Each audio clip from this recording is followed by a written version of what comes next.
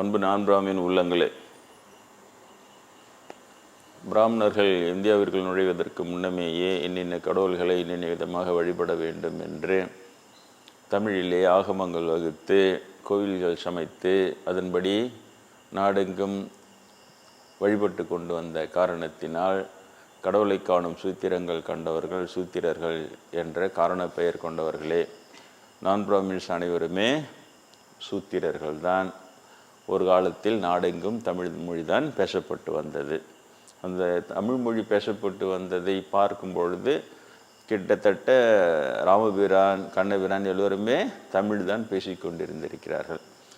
அதற்கு பிறகு வந்தது தான் இந்த சமஸ்கிருத தாக்கம். அது ஒரு இடி இடித்தவுடன் அந்த தமிழோடு சமஸ்கிருதம் அதிகமாக கலந்த மொழிகளெல்லாம் வடமொழிகளாகவும் சமஸ்கிருதம் குறைவாக தமிழ் பாதிப்பு அதிகமாக இருக்கிற மொழிகளெல்லாம் தென் பக்கத்து மொழிகள் தெலுங்கு கன்னடம் மலையாளமாகவும் இப்படி மாறி போய்விட்டன. அதனால் அந்த பிராமணன் செய்கிற வேலை தான் அது. அவன் அதெல்லாம் செய்வான், கெடுத்து விட்டுக்கினே இருப்பான். அப்புறம் அதில் ஒரு இது பண்ணி அதில் பார் அப்படின்னு ஒரு பயோஸ்கோப்பு காட்டிக்கினே இருப்பான். அதனால் அவர்களை கெட்டெண்ணம் பிடித்தவர்கள் பிராமணர்கள் என்று நான் சொல்ல வேண்டிய நிலைக்கு தள்ளப்பட்டிருக்கிறேன்.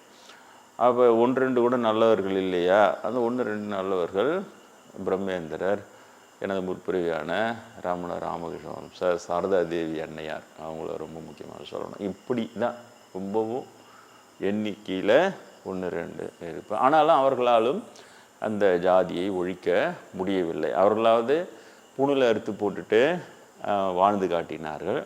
பிரம்மேந்திர ஸ்டேட்மெண்ட்டை டிக்ளேர் பண்ணி வாழ்ந்தார். வர்ணம் இல்லை, ஆசிரம் இல்லை, அது தர்மம் இல்லை, ஒன்றும் இல்லை என்று. ஆனாலும் கூட அவராலும் ஒழிக்க முடியவில்லை. நான் வந்த மிஷன் தோற்றுவிட்டது என்று மறைந்த பிறகு என்னை தொடர்பு கொண்டு சொன்னார்.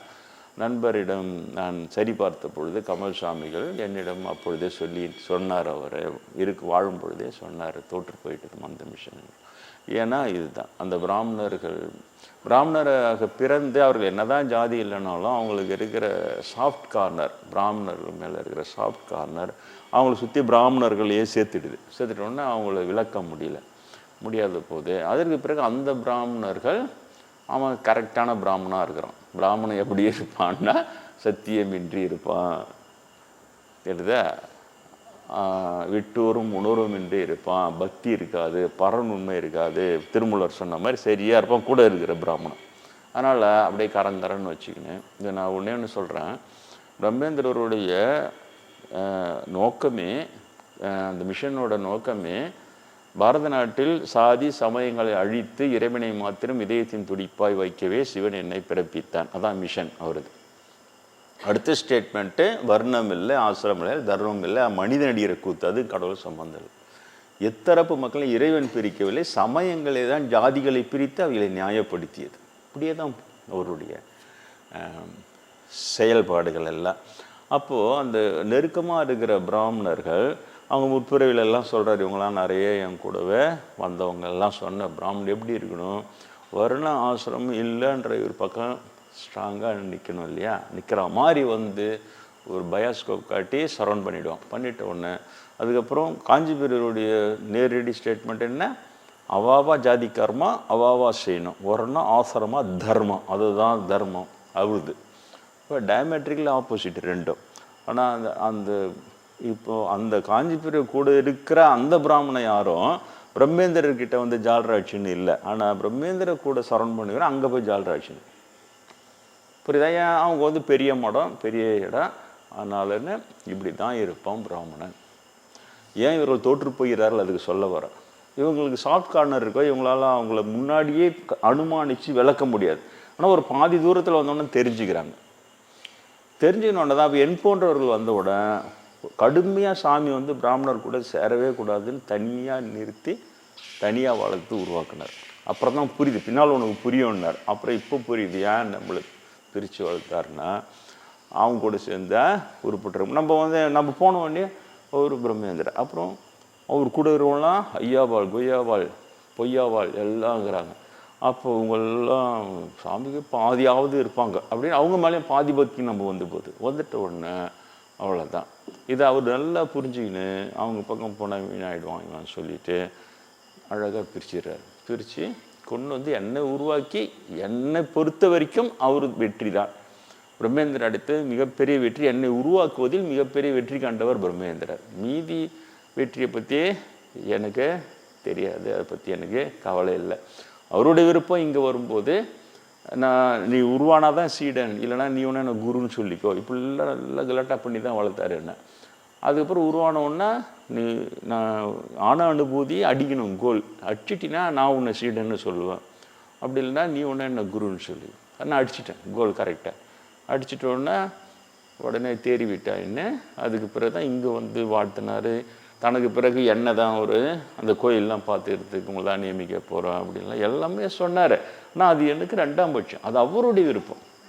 நான் போனது உண்ணாமலே அம்மா சொன்னாங்க, ஞானம் அவங்ககிட்ட போய் வளரி கொட்டினேன், நான் பரிசுத்த வாழறேன்னு சொல்லிட்டு. அந்த ஒரு பாப்பம் வளர்றான்ல பப்ளிக்கில் பிராமண சங்கத்தில், பிராமணம் பறக்க கதையே புனிதமானவங்கன்னு. அவன் பிராமணன் நடுவில் வளரணுன்னு எல்லா பிராமணனும் பொய்யணுங்க, எல்லாம் கை தட்டி ஆவா அப்படின்றானுங்க. பொய்ப்பெருமை விரும்பிகள் அவர்கள். அது உண்மையாக இருக்கணும்னு அவசியமே இல்லை அவங்களுக்கு. பொய்யா பெருமை. அந்த பூனைக்கு தடவி கொடுத்த மாதிரி இப்படி தடவி கொடுத்தோன்னா அப்படியே அது சின்ன அவ்வளோ இதுவாக நெளிஞ்சிடும். அந்த மாதிரி பிராமணன்லாம் அதில் விரும்பிகள். நான் வளர்றது உண்ணாமலை அம்மங்கிட்ட வளர்னேன் இல்லையா. உண்ணாமலை அம்மங்கிட்ட வளரவே நான் தப்பிச்சிட்டேன். ஏன்னா அவங்க ரொம்ப தெளிவாக இல்லை அப்படின்னாங்க, நீ நல்லவன் ஆனால் பரிசுத்தமானவன் இல்லைன்றாங்க. நம்ம இது அப்படின்னா இன்னும் எப்படி வாழணுன்றீங்க, வாழறதில்ல, ஞானம் வந்தால் தான் பரிசுத்தமும், உங்களுக்கு ஞானம் வரல இது ஏன்னா இப்படி சொல்லி வளர்க்குறாங்க. உண்ணாமலை அம்மா என்ன இல்லையா, வளர்த்து ஆளாகி நான் அந்த கோல் அடித்து நான் வந்து வரேன். அப்போது இப்போ இதுலேயே புண்ணிய வித்தியாசம் இருக்குதா. பாப்பானா பிறந்தா பாப்பான் நடுவில் அவனுக்கு இல்லாத தகுதியை இருக்கிறத காட்டி ஒரு ஸ்டேட்மெண்ட் டிக்ளேர் பண்ணோன்னே எல்லாரும் கைத்தட்ட வச்சு இவங்களது வந்து வெறும் புறச்சடங்கு, புறத்தில் மட்டும் வெறும் வார்த்தையில் மட்டும் பெருமை, இப்படியே போகிறவனுங்க இவனுக்கு. போனோடனே புண்ணிய குறைவு இல்லையா, புண்ணிய குறைவு மட்டும் இல்லை பாவமே அது. அப்போ அதை பார்த்து மீதி பார்ப்பானோ, சின்ன பசங்களாம் பார்த்தோன்னா நம்மளாம் பிறக்கும் போதே புனிதமானவங்க, நம்ம இனிமேல் எதுவுமே தேவையில்லை, நம்ம புனிதமாகிட்டா நம்ம இனிமேல் நாட்டு வழி போனாலும் நம்ம புனிதமானவங்க தான். அது மாதிரி எல்லா அட்டகாசமும் பண்ணுறாங்களே. அந்த சிவசங்கர் சர்மான்னு எனக்கு இப்போ இன்னைக்கு கூட ரொம்ப நாள் கழிச்சு திரும்ப கொடுக்கும். இவெல்லாம் ஒரு இவ்வளோ பொறுக்கி பையன், பாப்பார பொறுக்கி பையன், எவ்வளோ குழந்தைங்களை எடுத்துன்னு வந்து நீ சாமியார்னு தான் நம்பிக்கை சேர்க்குறாங்க பள்ளிக்கூடத்தில். குழந்தைங்களை வீணாக்கிட்டு கிருஷ்ணனா அது வந்து கோபிக்காவும் என்ன இதெல்லாம் இப்படி தான் பண்ணுவான் பாப்பா, புரியுதா. அப்படியே அதுக்கு ஒரு டேலி கொடுத்து விளக்கம் கொடுத்த உடனே அப்படியே அதுக்கு ஒரு கும்பல் இருந்து பாப்பார கும்பல் அந்த கூட்டி கொடுத்ததுங்க பாரு. அந்த பாப்பார டீச்சருங்கெல்லாம் பொம்பளைங்களா அதுங்களா என்னதான் ஆகுதுங்களா, இதுங்களாம் செத்து தான் பிரம்மராட்சசம் அலையிறது.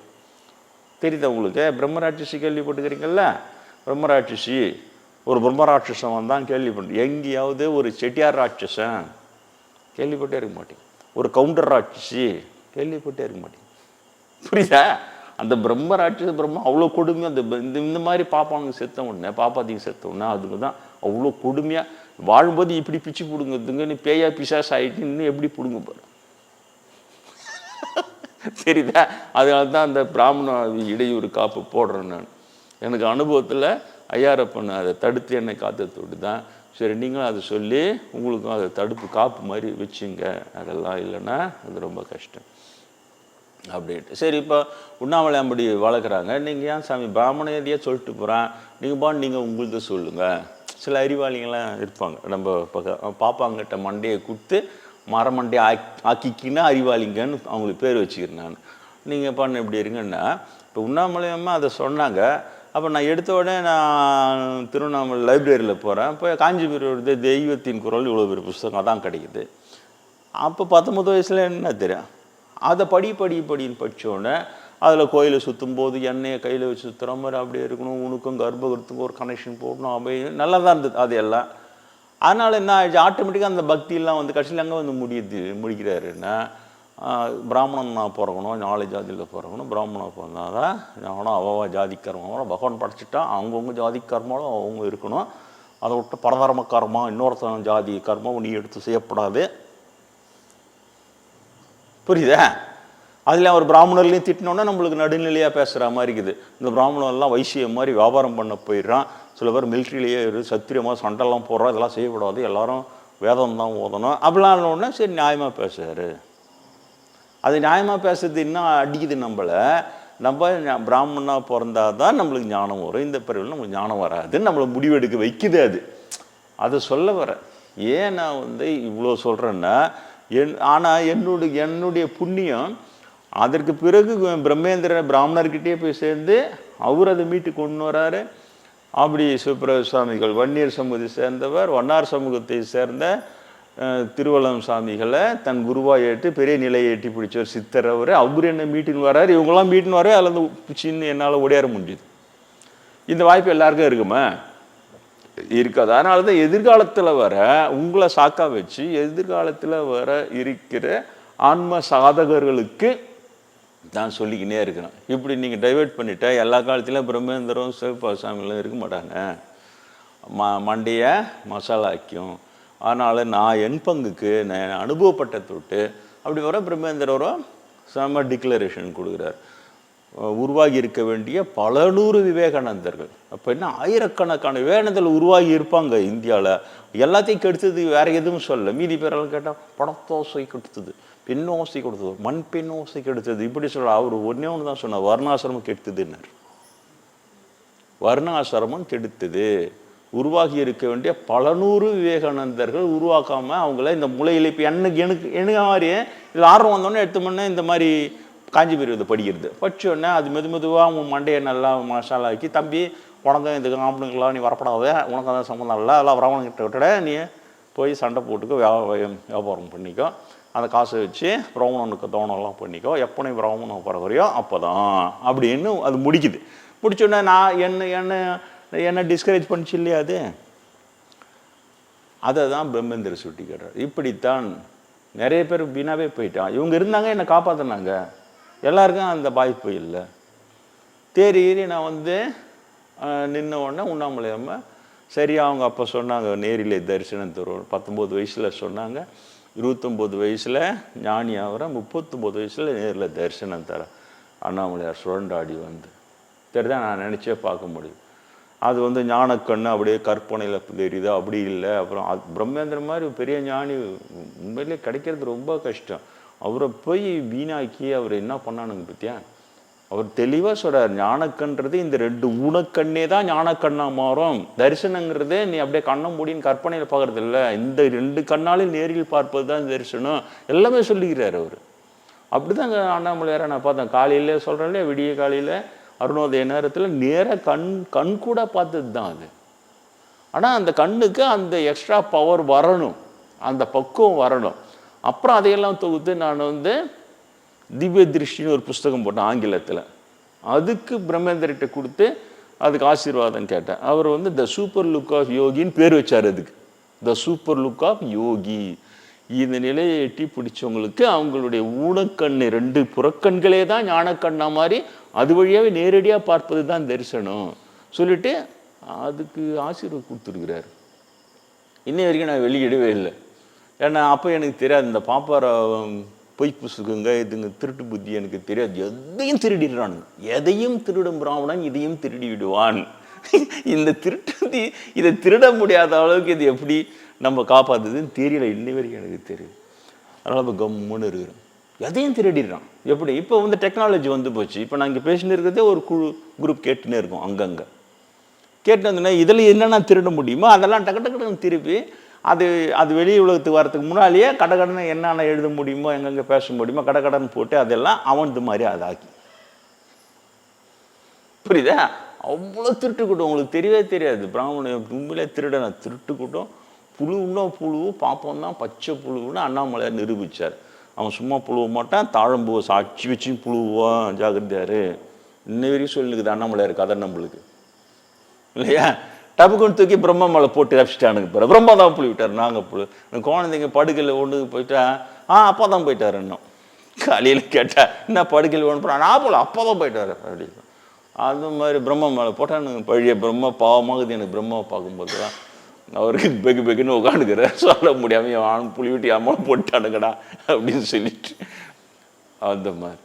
அதனால் இது என்னதான் செய்யறது இவங்களுடைய புழு எது ஒன்றுமே இந்த உலகத்தில் ஒன்று அழியும் இல்லைன்னா வளரும். அப்படியே ஸ்டாண்டர்டாக அப்படியே இருக்கிறதுன்றது ஒன்று இல்லவே இல்லை. அப்போ இந்த கல் கட்டடம் மண் சிமெண்ட்லாம் கட்டிட்டு அப்படியே இருக்குதா சாமி? இல்லை, 100 வருஷம் கழிச்சு பார்த்தீங்கன்னா அதனுடைய ஸ்ட்ரென்த்லாம் போயிட்டு அது அவ்வளோ 100 வருஷமும் அது மெதுவாக அது இதுவாகினே டிஸ்இன்டெகிரேட் ஆகினே தான் இருக்கும். அப்புறம் பார்த்து பொலன்னு கொட்டும். புரியுதா? அதுவும் அழியும், இல்லைன்னா வளரும். அதே போல் பாப்பார புழு மட்டும் அதுவும் வளரும்.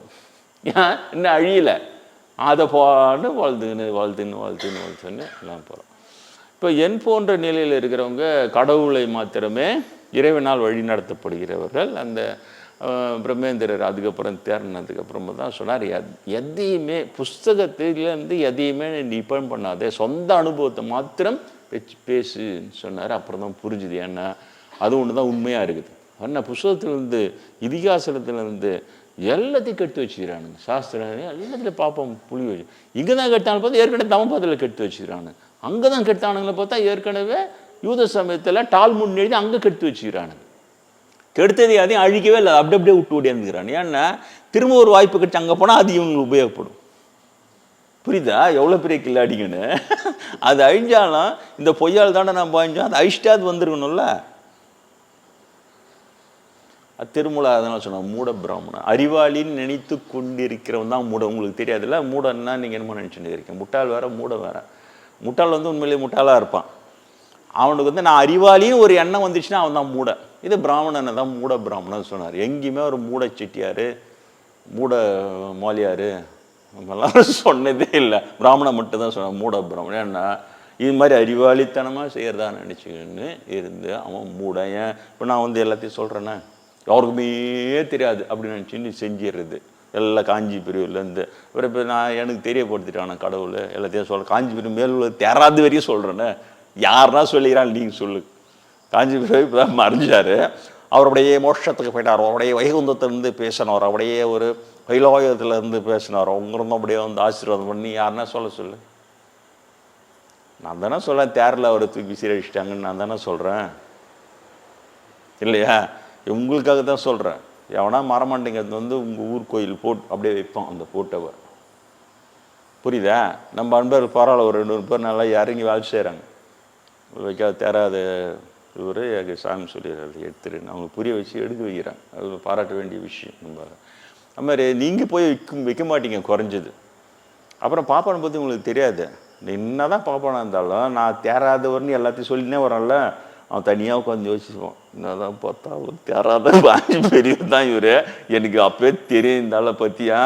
அவர் நேராக வாழ்த்து சிஷ்யகோடிகளே தேரல அயோக்கியனாகிறானுங்க இல்லையா? அவரு சூஸ் பண்ணி அவருடைய அத்தியந்த சீடர்கள் வளர்த்த நேரடி பார்வையில் வளர்த்தவனுங்களே அயோக்கியனாகிறானுங்க. அப்போ இவர் மட்டும் எப்படி யோகியனாக இருப்பான் அவன் யோசிப்பான். இது எங்கேயா இடிக்குதுரா சொல்லிட்டு என்ன பண்ணுவான், அவங்க வீட்டில் இருக்கிற ஃபோட்டோ எடுத்து வந்து மெதுவாக உங்ககிட்ட கொடுப்பான். பெரியவா ஃபோட்டோ வச்சுக்கோ, என் பூஜையில் வச்சுருந்தது நான் யாருக்கும் கொடுக்க மாட்டேன், உனக்குன்னு கொடுக்குற வச்சுக்கோன்ட்டுவான். டப்புக்குன்னு என்ன அர்த்தம்னா அவன் பூஜையில் இருக்கிறத காலி பண்ணி உன் தள்ள கட்டி எஸ்கேப் பார்க்குறான்னு அர்த்தம். புரியுதா? அதுக்காகவும் உங்களுக்கு சொல்கிறேன், ரொம்ப ஜாகிரதையாக இருங்க. பிராமணனுடைய நான் முன்னெல்லாம் ரொம்ப சொல்லுவேன் அடிக்கடி, பிராமணனுடைய ஒவ்வொரு வார்த்தையும் சந்தேகிக்காதவரை நீங்கள் முட்டாள்களே, அவனுடைய ஒவ்வொரு செயலையும் சந்தேகிக்காதவரை நீங்கள் மடையர்களே அப்படின்னு தான் சொல்லிக்கிறேன். எல்லாத்துலேயும் அப்படி தான் இருப்பான் அவன். ஏன் அவன் வாங்கின சர்டிஃபிகேட்டு கொஞ்சம் நஞ்சல்ல. கண்ணாமலையார்கிட்ட புழுவும் சர்டிஃபிகேட் வாங்கிடுறான், திருமூலர்கிட்ட மூட பிராமணன் சத்தியம் இல்லாதவன்னு வாங்கிடுறான். இவ்வளோ பெரிய பெரிய சர்டிஃபிகேட் பெரிய பெரிய இடத்துல வாங்கி வச்சுக்கிறான். ஆனால் அது சொல்லாமல் வேறு எதை சொல்கிறது? அப்போது நான் இதை தான் நான் உங்களுக்கு சொல்ல வருகிறேன். அந்த பிராமண பத்தினி எச்சரிக்கை ஏன்னா உங்களுக்குன்னு மட்டும் இல்லை, அது எதிர்காலத்தில் வருகிற நான் பிராமின் சமூகத்தை சேர்ந்த ஆன்ம சாதகர்கள் நிறைய பேர் வருவாங்க. இப்போ எங்கள் ஆயா எங்கள் தாத்தா இவங்கெல்லாம் இந்த மாதிரி ஆன்மீக சொற்பொழிலாம் கேட்டு தான் அந்த பரம்பரையில் இப்போ நான் வரேன். அதே மாதிரி நீங்கள் தொடர்ந்து இங்கே 20 வருஷம் ஆன்மீக சொற்பொழில் கேட்டுனே வரீங்க. அப்படி கண்டிப்பாக உங்களுடைய பரம்பரையில் கண்டிப்பாக ஒரு ஞானி வந்துடும், வேறு வழி கிடையாது. அது ஞானி வந்துடும். வரும்போதே அவன் சஃபர் ஆகக்கூடாது. உங்கள் மூலமாக அந்த செய்தி அவனுக்கு சரியாக இருந்ததுன்னா இந்த பிராமணனுடைய பொய் விளக்கங்கள் அவனை திசை திருப்பி வீணாக்கிடக்கூடாது. ஏன்னா மிகப்பெரிய லாபம், ஆன்மீக லாபம். நீங்கள் சொல்லுங்கள், நான் ஞானம் அடைஞ்சு பின்னால் தரிசனம் இருந்தது இதெல்லாம் இருக்கட்டும். சாதாரணமாக உண்ணாமலை அம்மை வந்து இல்லைடா அது மாதிரி பரிசுத்தம் ஆனாதான் ஞானம் தான் பரிசுத்தமாகும், நீ நல்லவன் தான், ஞானம் வந்தால் தான் பரிசுத்தமாவா, ஞானத்தை தேடு, இதெல்லாம் சொல்லுவாங்களா? அதை சொல்கிறதுக்கு பெரிய புண்ணியம் இருந்தால் தானே அதையே சொல்லுவாங்க இல்லையா? பெரிய புண்ணியம் இருந்தால் தானே அதையே சொல்லுவாங்க. அது புண்ணியம் உங்களுக்கு இருக்கணும்னா நீங்கள் இதெல்லாம் இருந்தால் தான். அதுக்காக தான் நான் இதை வந்து விதவிதமாக உங்களுக்கு சொல்லிக்கின்னே இருக்கிறேன். அப்புறம் அந்த பிராமணர்களுடைய அந்த பொய் பித்தலாட்டம், அதில் இருந்து நான் மீண்டு வர்றது, அப்புறம் பிரதோஷம், அந்த புறச்சடங்கு, நேராக நந்தியிலேருந்து அப்படியே வளமாக வந்து சண்டிகேஸ்வரிக்கும் வந்து அப்படியே திரும்பி வந்துடணும், திரும்ப நந்திக்கிட்ட வந்துடணும், முழு சுற்றக்கூடாது, பிரதோஷ அன்னைக்கு மட்டும். அது மாதிரி 3 வாட்டி 4 வாட்டி வந்துட்டு அந்த நந்தியினுடைய 2 கொம்பு வழியாக பின்னால் நின்றுக்கின்னு நேராக உள்ளுகிற சிவலிங்கத்தை தரிசனம் பண்ணணும். முடிஞ்ச வரைக்கும் சாப்பிடாமல் இருந்து பட்டினியாக இருந்து பண்ணிவிட்டு நந்தி காதில் நம்ம பாவத்தெல்லாம் சொல்லணும். இந்த பாதிரியாருங்கிட்ட ஞாயிற்றுக்கிழமையான பாவத்தெல்லாம் சொல்லி பாவம் மன்னிப்பு வாங்குறாங்கல்ல கிறிஸ்துவர்கள், அதை போல் தான் இது. நந்தி காதில் பாவத்தெல்லாம் சொல்லணும். கொஞ்சம் உஷாராக இருக்குது. இப்போ மாடர்ன் கோயிலுக்கு போயிட்டீங்கன்னா அந்த நந்தி காதில் ஒரு மைக் கூட வச்சுட்ருப்போம், பார்ப்போம். வச்சுட்டா நீ சொல்கிறதெல்லாம் கேட்டுட்டு என்ன பொண்ணு பிளாக்மெயில் பண்ணுவான் இப்படி பண்ணியா சொல்லிட்டு. அதனால் குசு குசு நந்திக்கு மட்டும் கேட்குற மாதிரி சொல்லுங்கள் போதும். அது எதுக்குன்னா பாவம் மன்னிப்பு சொல்லி அதுக்காக வருந்தணும். ஆனால் புறச்சடங்கு மட்டும் வச்சுக்கின்னு ஒரு பாவம் செய்கிறான், நான் பிரதோஷம் ஆர்டர் பண்ணிட்டேன், நான் அப்படி போய் எப்படி சுற்றி எப்படிலாம் வந்து அப்படி பண்ணிட்டு வந்துடுறேன் அப்படின்றவனுக்கும் அது உள்ளம் வருந்தி நாம் வந்து பாவம். இப்போ நான்லாம் அப்படி தான் வருந்தேன். நமக்கு வந்து பெரிய பெரிய மகான்களுக்கெல்லாம் கடவுள் தரிசனம் கொடுத்து, அருணகிரிநாதருக்கு முருகரே வந்து பண்ணியிருக்கிறாரு. அது மாதிரி நிறைய இருக்குது. அப்படி இருக்கும்போது நான் அப்போ சம்பந்தனாந்தெல்லாம் சொன்னாங்களே தவிர எனக்கு அந்தளவுக்கு ஆழமாக அதில் எனக்கு அதெல்லாம் நம்பிக்கைலாம் வரல. அவங்களாம் பெரிய அப்போ இவங்களாம் வந்துருக்காங்க, ஞானப்பால் கொடுத்துக்கிறாங்க, அம்மை, இதெல்லாம் நம்மளுக்கு ஒரு தரிசனம் கூட நம்மளால் பார்க்க முடியலன்னா அப்போ நம்ம பாபி தானே, பாவத்தோடு தானே பார்க்க முடியல. அப்போ அந்த பாவம் போகணும், நம்ம என்ன பாவம் செஞ்சோன்னு தெரில. அதுக்காக நம்ம அப்படி ஒரு வருத்தத்தோடவே நான் ரொம்ப வருஷமாக வருத்தத்தோடு இருந்தேன். கவலை மாடுன்னு கூட பேர் வச்சார் பிரம்மேந்தர் ஒரு நாள் எனக்கு. கவலை மாடு, ஒருத்தர் எப்போ பார்த்தாலும் கவலைப்பட்டுக்கினே கிடக்குறான் அப்படின்னு சொல்லி ரொம்ப அப்படி தான் இருப்பான். அதில் இது பண்ணி நல்லா இழைச்சியே போய் அந்த ஏன்னா ஒரு கோயிலுக்கு போனால் அங்கே இருக்கிற அந்த பூசாரி வந்து பார்த்துட்டு 500 ரூபாய் சம்பாதிக்கணும் கவலை தான், 1000 ரூபாய் சம்பாதிக்கணும் கவலை தான் அப்படின்னு விதி போட்டார் ஒரு வாட்டி. ஏன்னா அவருடைய கணக்கு பிரகாரம் என்னோட கவலை உலக கவலை, அவ்வளோதான். அந்த கடவுள் இறை தரிசனம் அதுக்காக ஏங்கி அழைக்கிறதுன்றதுக்கு தெரியாது அவங்களுக்கு அந்த இதுவெல்லாம். ஏன்னா அவங்க அதெல்லாம் பண்ணுறது கிடையாது. இதே போல் அதை சொல்கிற பிரதோஷம் என்பதனால அவங்க அதை வருந்தி மன்னிப்பு கேட்டு எனக்கு ஏன் கடவுள் தரிசனம்லாம் கிடைக்கல அப்படின்னும் போது அதனுடைய வேல்யூ வந்து வேறு. அது இயற்கையாக தான் வருத்தம் வரும், செயற்கையெல்லாம் வருத்தம்லாம் வர முடியாது. இயற்கையாக வரத்துக்காக தான் செயற்கையான புறச்சடங்கு. இது பாப்பான்னு சொல்கிறது, அவன் வெறும் புறச்சடங்கை செஞ்சுட்டு அவ்வளோதான், நான் அதை வந்து அவ்வளோதான் அப்படியே முடிஞ்சு போச்சு. பலமுறை சொல்லிட்டேன் எப்படி வந்து அந்த யூத சமயத்தில் புறச்சடங்குகள், அந்த ஆதி யூத சமயம் அப்பா அம்மாவை வயசான காலத்தில் கவனிக்காத போனால் நான் வெட்டி போடு அப்படின்னுட்டு அவர் இவனுங்க வந்து தழுப்ப ஒரு அமௌண்ட்டை எங்களுக்கு கொடுத்துட்டிங்கன்னா அந்த பாவத்தை நாங்கள் சரி பண்ணிடுறோம் சொல்லிவிட்டு அது பிஸ்னஸாக மாற்றி இதே வேலை தான் இவனுக்கு. இதே மாதிரி இங்கே வந்தோடனே இங்கே ஏற்கனவே தமிழர்கள் கண்டுபிடிச்ச இது முறையெல்லாம் இருக்குது, அதை அப்படியே மாற்றி அதை அப்படியே பிராமணன் அப்படி வச்சு புறச்சடங்களை நல்லா சரியாக ஒரு பாப்பம் வளர்றான்ல, நாடார் பையன் வந்தான், நீ பாவம் செய்கிறதோண்டோ பிறந்திருக்கிற, நீ பாவம்லாம் செய்யி, அதை வந்து எங்களுக்கு எடுத்துன்னு வந்து 100 ரூபா கொடுத்துட்டா நான் வந்து அதெல்லாம் வாங்கிக்கிறேன், உனக்கு பாவத்திலலாம் நிவேதனை பண்ணுறான், பச்சையாக சொல்கிறேன். அது பாட்டு எங்கே பார்த்தாலும் பரவின்னு இருக்குது அந்த பாப்பம் பேசுனது. அது பாட்டு சமூக வலைத்தளத்தில் எங்கே பார்த்தாலும் போகிறது எல்லாம் சிரிச்சு என்ன ஒரு நாடார் பையன் ஏமாந்து போய் மாட்டினுக்கிறான், அவன்கிட்ட நல்லா ஏமாற்றி பிடிங்கி துணுகிறான்னு நினச்சிடுங்க. அவனை அப்போ போய் இன்றைக்கி இந்த பாவம் செஞ்சு அப்போது நாளைக்கு போய் இந்த பாவம் செஞ்சுட்டு வந்து அது இதுக்கு 100 ரூபா கொடுத்துட்டு 200 ரூபா கொடுத்துட்டு சொல்லிட்டு பிடிங்கி தின்னுக்கிறான்னு தெரியுது பார்த்தாலே. அது என்ன மூட பிராமணன் பச்சையாக சொல்கிறான். இதில் அரவிந்த அண்ணி தான் டாப்பு. இதில் அவங்க தான் சொன்னால் மூடர்களை பேச விடு அப்படின்னு. அவன் வந்து பேசுவான். பேசும்போது அவன் என்ன நினச்சிப்பான், ஜனங்களாம் நம்மளை அறிவாளிகள்னு நினைக்கிறான்னு சொல்லிட்டு அவன் எவ்வளோ மடையன்றதை ஜனங்க முன்னாடி பேசி காட்டுவான். ஆனால் ஜனங்களுக்கு தெரியாமல் மூடையவான்ட்டு ஆனால் அவனை பேச விட மூட அவன் வாயாலேயே அவன் வந்து மாட்டிக்குவான். அந்த மாதிரி இந்த மூட பிராமணனுங்க ஒரு 4-5 பேர் வந்துருக்கிறான். அதில் ஒரு பாப்பார பொம்பளை வேறு வந்துடும், காண்டாமிருகம் தலை, அதுக்கு இவ்வளோ பெருசு, என்னென்னா வெயிட்டாக, பாப்பா மூளை வந்து அவ்வளோ பலமாக வெயிட்டாக தான் நினச்சின்னு, அது தலையை பார்த்தா காண்டாமிருகம் மாதிரி வெயிட்டு தாங்க. அது மனுஷ உடம்புல நீ காண்டாமிருகம் மண்டையை வச்சா மூளை வெயிட்டாக தானே இருக்கும், பலமாக இருக்கும். அந்த மாதிரி வந்து அது பேட்டி பேட்டியாக கொடுத்து டொபுக்குன்னு ஒருத்தன் காலில் ஊந்துது. ஏன் ஊந்துதுன்னா எல்லாம் என்னென்னமோ நினச்சிங்கன்னா அப்படி இல்லை, அந்த வெயிட்டு தாங்காமல் தலை வெயிட்டாக இருந்தால் பொத்தின்னு கீழே தள்ளிட்டு இல்லையா.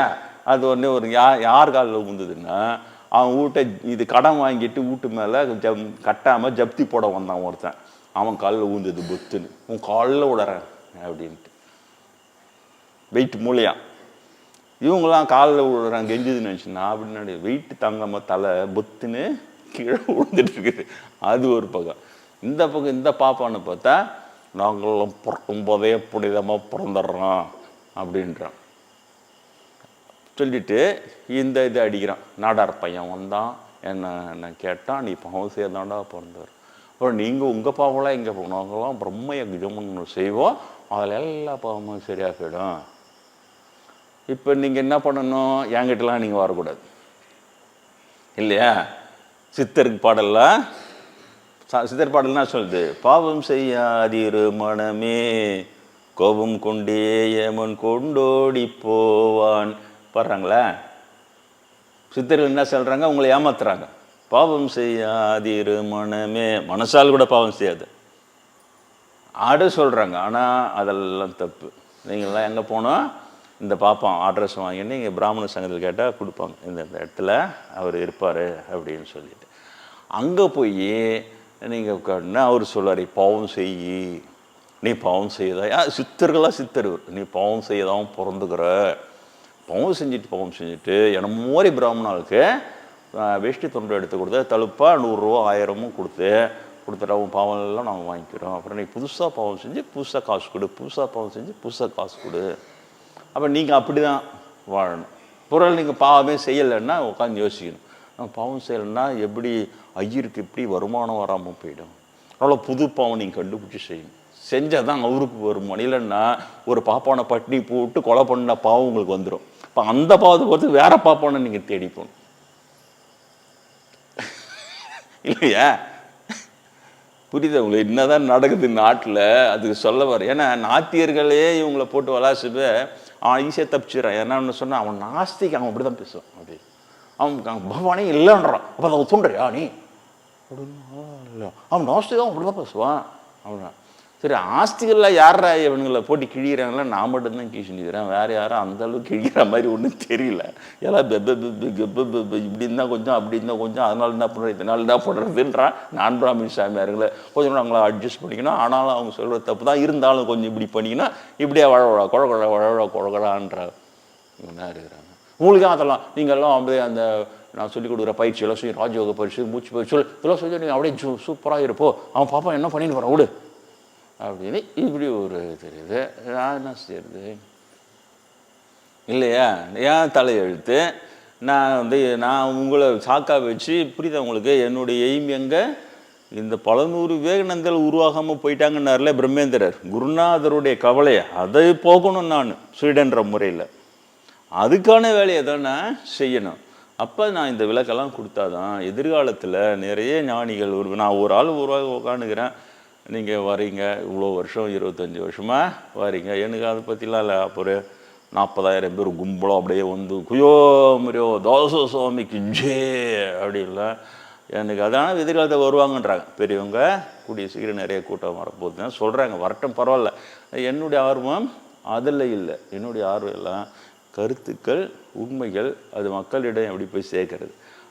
நான் பிராமின் மக்கள் அது உஷாராக சொல்லணும்ல. திடீர்னு பார்ப்போன்னு கோவம், யாரை பார்த்துனே சொல்கிறேன், யாரை பார்த்து திருந்த சொன்னேன், சொல்லவே மாட்டேன் நான். எனக்கு நிறைய அனுபவம்.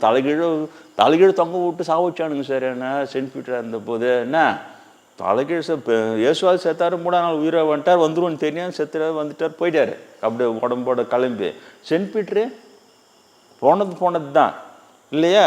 அது உயிர் போச்சான்னு பார்க்குறதுக்காக ஒரு கையை ஒரு கால் வரை வெட்டி பார்த்தானுங்க. வெட்டிட்டு உண்மையிலேயே செத்துட்டான்னு கன்ஃபார்ம் பண்ணிக்கின்னு அப்புறம் பொச்சானுங்க. இப்போ அந்த பொச்ச சமாதி மேலே தான் போப்பாண்டவர் ரோம் நகரத்தில் வர்றாருலே, போப்பாண்டவர் போப்பா யாரெல்லாம் நிற்காதெல்லாம் போப்பா அப்படின்னு போப்புன்னு வந்து ஆசீர்வாதம் பண்ணுறாருல. என்னுடைய பழைய பிறவியினுடைய சமாதி எனக்கு என்ன அது ஒரு ராசி முற்பிறவி சமாதியெல்லாம் பிரபல்யமா அங்கே போப்பாண்டவர் இங்கே ராமனாருடைய இது சம்மந்தம் இந்த ஜோதியில் கலந்துரு அது இல்லை. காளிதாச சமாதி இருக்குதானு தெரியல வடக்கில். அதுமாதிரி பத்ராசல் ராமதாஸ் இருக்குதான்னு தெரியல. பத்ராச ராமதாஸ் ரொம்ப லைட்டான இதில் தான், ரொம்ப கன்ஃபர்மேஷன் இல்லை. ஆஞ்சநேயர் ராமபிரான் சீதாபுரத்தில் எனக்கு பூட்டி போட்டு அனுகிரகம் பண்ணவே அது இருக்கலாம், அப்படி லைட்டாக தான் இருக்குது. இருந்தாலும் இந்த முற்பிறவி சமாதியெல்லாம் இந்த மாதிரிலாம் இருக்குது. அப்போ நான் இவ்வளோ அனுபவப்பட்ட நான் போய் பாப்பானுங்க அட்வைஸ் பண்ணி திருத்தறதுக்கு முயற்சி பண்ணுவேனே, பண்ணவே மாட்டேன். நீங்களும் பண்ணாது, ரொம்ப டேஞ்சர். உங்களுக்கு தெரிய பயங்கர கோவம் வந்துடும் உனக்கு. நீங்கள் போய் என்ன பாப்பானை போய் திருந்துன்னு சொல்ல, யாரை பார்த்து திருந்த சொன்னேன் தெரியுதா? அதே மாதிரி உண்மை பேசுன்னு மட்டும் நீ சொல்லிட்டே விட, உண்மையிலே சொல்கிறேன், நான் தமாள் சொல்ல. பாப்பானை பார்த்து பாப்பா நீ வந்து பொய் பேசுதுற, உண்மை பேசுன்னு நீங்கள் சொன்னீங்க, பட்பன்னு சுத்தள்ளிட்டோம், அப்படியே சுத்தள்ளிட்டோம். ஏன்? காந்தி தான் உதாரணம். நீங்கள் இன்னும் காந்தியெல்லாம் படிக்கலை. நீங்கள் எல்லாம் கம்ப்யூட்டர் படிக்கிறீங்க, கோபால்ட்லாம் படிக்கிறீங்க, அது படிக்கிறீங்க, இதை படிக்கிறீங்க இல்லையா? இதெல்லாம் படிச்சுருக்கிறீங்க.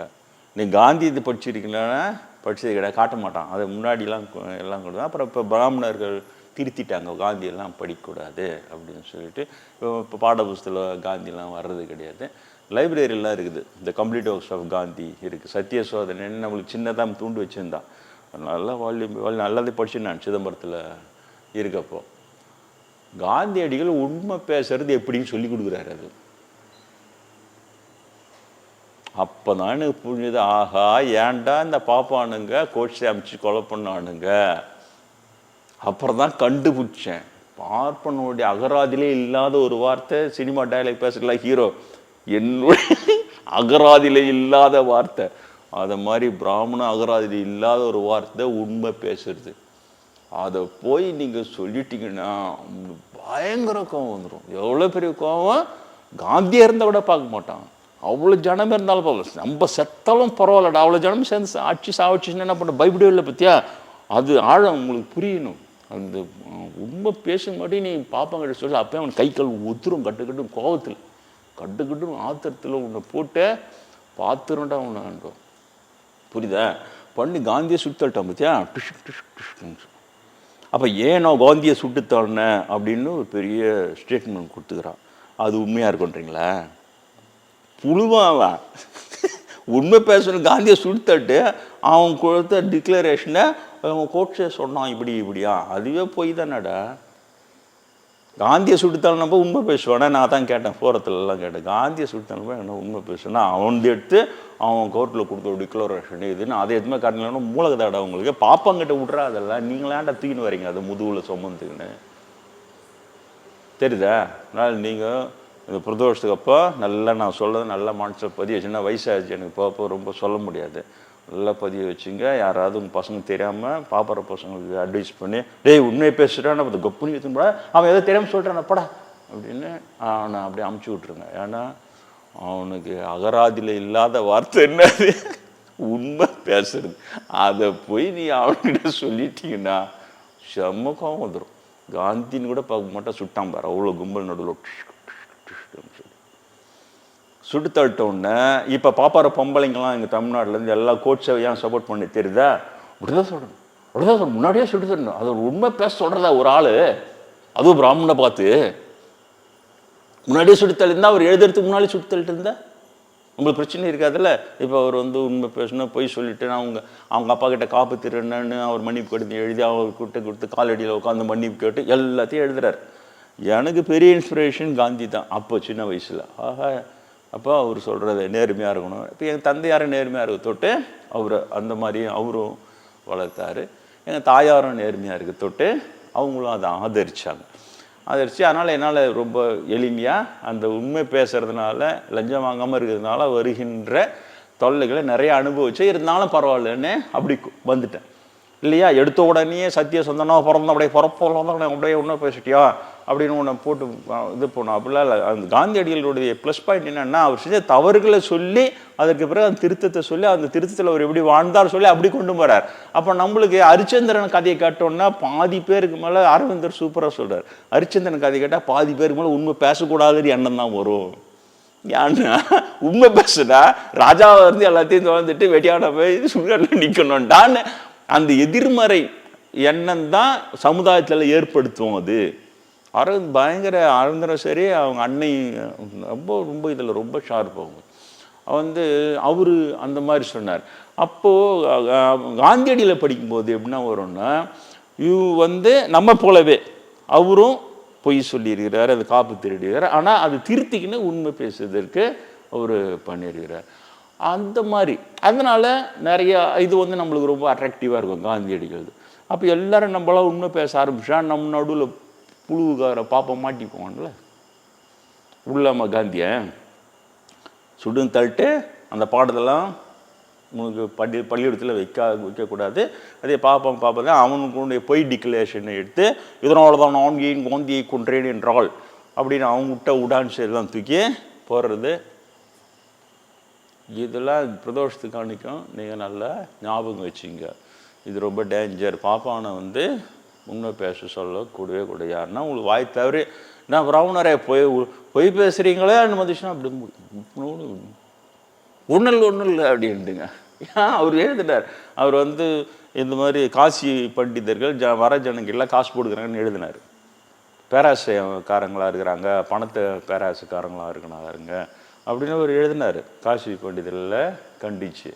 அதுக்கப்புறம் தான் முதல்ல வர்ணாசிரமம் அப்படிலாம் இந்து சமயம் நினச்சிருந்தவர். அதுக்கப்புறம் அதையும் திருத்திக்கின்னு ஹரிஜன ஆலய நுழைவு பிரவேசம் அப்படிலாம் கிடையாது. நாம் வந்து ஒரு இனத்தை டிஸ்குவாலிஃபை பண்ணி நீ வந்து ஜாதியில் இது மாதிரி நீ வந்து கோயிலுக்கு வரக்கூடாது வெகத்தோடு தான் அதுக்கு தண்டனையாக தான் நம்மளையெல்லாம் வெள்ளைக்காரன் வந்து அடிமையாக்கி நீலாம் எனக்கு அடிமைன்றான்.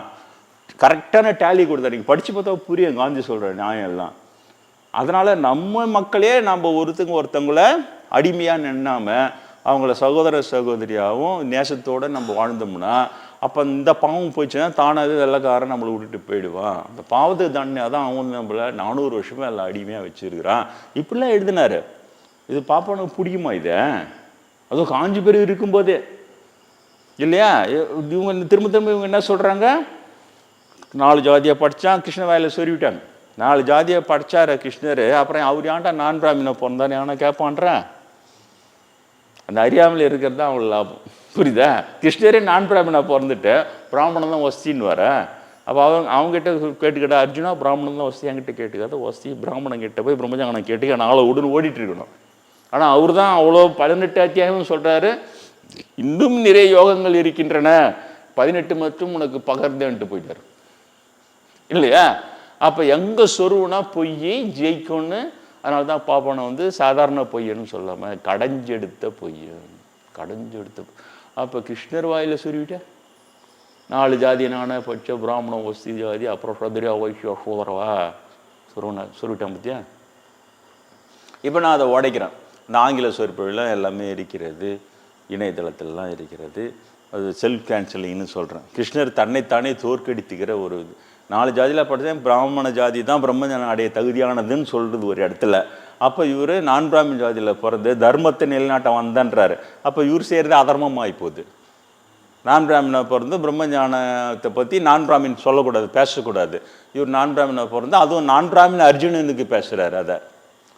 அதுவும் அது இல்லாமல் கிருஷ்ணர் வாயில் தான் முதல்ல பகவத்கீதை வருது. அடுத்தது யார் வாயில் வருதுன்னா சஞ்சய உவாச்ச இருக்கும் எல்லா இடத்துல. சஞ்சயங்கிறத தேரோட்டி வாயில் வருது.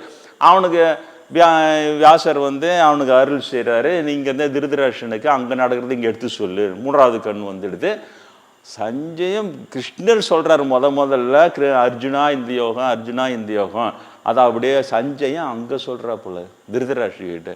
கிருஷ்ணர் இப்படி சொன்னார் இந்த யோகம். நீங்கள் எல்லா பகவத்கீதையில் எங்கேயும் பார்த்தீங்கன்னா எல்லா அத்தியாயத்துலேயும் சஞ்சய உவாச்சன்னு இருக்கும். சஞ்சயன் சொன்னான். சஞ்சயன் யாருன்னா சூத்ரன், தேரோட்டி. அவன் எடுத்து வளர்த்த தொட்டே கர்ணனை வந்து தேரோட்டி மகன் சூத புத்திரான்னு இவங்கெல்லாம் அவமானப்படுத்துகிறானுங்க. அந்த மாதிரி சூதன் நீங்கள் பாரு, கிருஷ்ணர் வாயில் முதல்ல கீதை வந்தது, அடுத்தது அர்ஜுனன்கிட்ட விட வரல. அது அர்ஜுன் ஒன்று ரிப்பீட் பண்ணல, அது கேட்டுக்கணும்.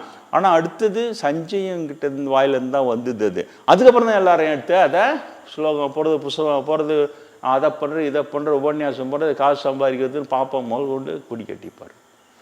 அப்போது கீதை அதர்மம் பண்ணுதா இல்லையா? அந்த வாயில் சொருவிட்டோன்னா அது உண்மைன்னு எடுத்துக்கினா, தகுதி இல்லாத கிருஷ்ணர் அவர் முதல்ல சொல்கிறார், தகுதி இல்லாத சூதரன் தான் ரொம்ப கேவலமானவன், அவன் தான் பேசுகிறான். இது என்னது? இது கொஞ்சம் கூட மூளையே இல்லை, மக்கள் சிந்திக்க மாட்டாங்கன்னு தெரியும் அவனுக்கு. மூலகரமாக அந்த வர்ணாசிரமம் தூக்கி வெளில போகிற எல்லாம் கரெக்டாக இருக்கும் பாருன்னு சொல்லணும். அது பிடிங்கி போட்டுட்டு எங்கேயோ ஒரு அடப்பு இருக்குது, அந்த அடப்பு எடுத்துகிட்டு தண்ணி ஃப்ரீயாக ஓடுதா, எல்லா விவசாயம் செய்கிறவங்க தான் இல்லையா? அந்த அடப்பை பிடுங்க, எங்கே அடிச்சுனுக்குது அந்த அடப்பை பிடிக்கணுன்னா ஃப்ரீயாக போகுது. இப்போ சரி, இது அடப்பு வர்ணாசிரம அடப்பு தான், போட்டு சொல்லிவிட்டான் பொய்ய. சரி, இப்போ அதை தூக்கி வெளியில் போட்டுட்டு வர்ணம் இல்லை, ஆசிரமம் இல்லை, தர்மம் இல்லை, ஒரு மண் இல்லை, மனிதன் அடி இருக்குது, கடவுளை சொல்லலைன்றார்ல பிரமேந்திரர். அந்த ஸ்டேட்மெண்ட் தூக்கி அதுதான் ப்ளக்கு, அது கட்டிங் பிளேயர், அதை பிடிச்சி நல்லா பிடிங்கி போட்டுரு. அந்த வர்ணாசிரம தர்மத்தை பிடிங்கி போட்டால் கரெக்டாக இருக்கும். இப்போ எல்லாருக்கும் பொதுவானது, அவனுடைய மனோ தர்மம் தான் தர்மம். புத்தர் சொன்னதுலேருந்து எல்லாம் டேலி ஆகும். அதனால் நேரம் நான் இன்னும் கூட நிறைய சொல்லணும்னு நினச்சேன். அது நேரம் நிறைய ஆகிவிட்டது. வருகிற காலங்களில் நான் கொஞ்சம் கொஞ்சமாக உங்களுக்கு சொல்கிறேன். இப்பொழுது வழக்கம் போல் ராமநாம பஜனை செய்து நிறைவு செய்கிறேன்.